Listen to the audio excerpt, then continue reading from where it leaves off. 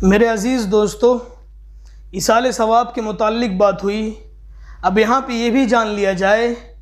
کہ نیک اولاد اور صالح اولاد بھی صدقہ جاریہ ہوتی ہے، کیونکہ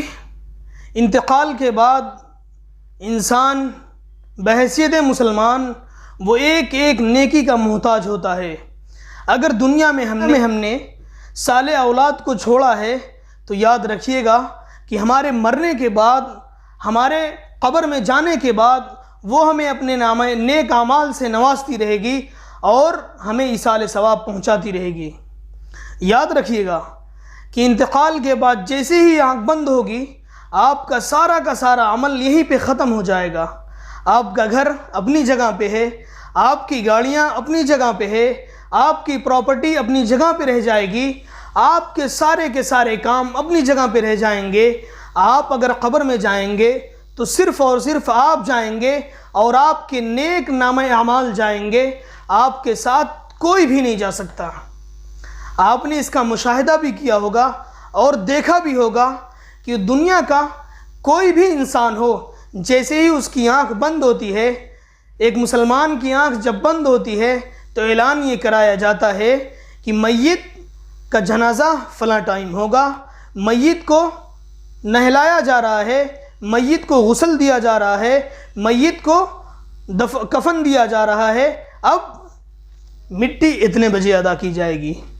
تو معلوم یہ چلا کہ جیسے ہی آپ کی روح قبض ہوئی، آپ دنیا سے آپ کا سارا رشتہ ختم ہو گیا، آپ کا تعلق بھی ختم ہو گیا، صرف اور صرف آپ جائیں گے، آپ کے ساتھ آپ کا نیک عمل جائے گا، اس کے علاوہ کوئی چیز نہیں جا سکتی۔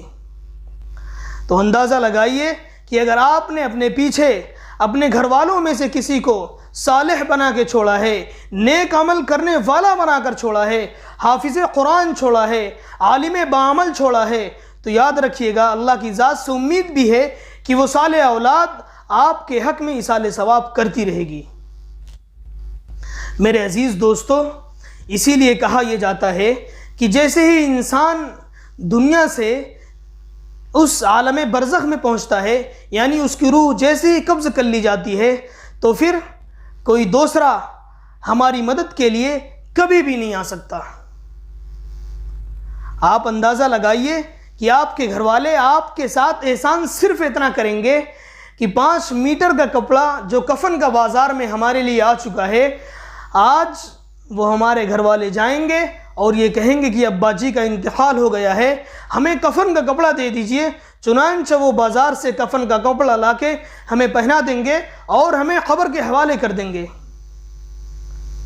اس کے بعد صرف اور صرف ہم رہیں گے اور ہمارا نیک عمل رہے گا۔ آپ نے یہ بھی دیکھا ہوگا کہ ہم نے دنیا میں جن کی خاطر سب کچھ کیا، کیا وہ ہمارے ساتھ جانے کے لیے تیار ہے؟ کبھی نہیں، ایسا ہوگا ہی نہیں۔ تو اس لیے میرے بھائیوں، اپنے نیک عمل کی فکر کی جائے اور اپنے پیچھے اپنے گھر والوں کو صالح اولاد بنانے کی کوشش کی جائے، اور یہ جبھی ممکن ہوگا جب ہم فکر مند ہوں گے،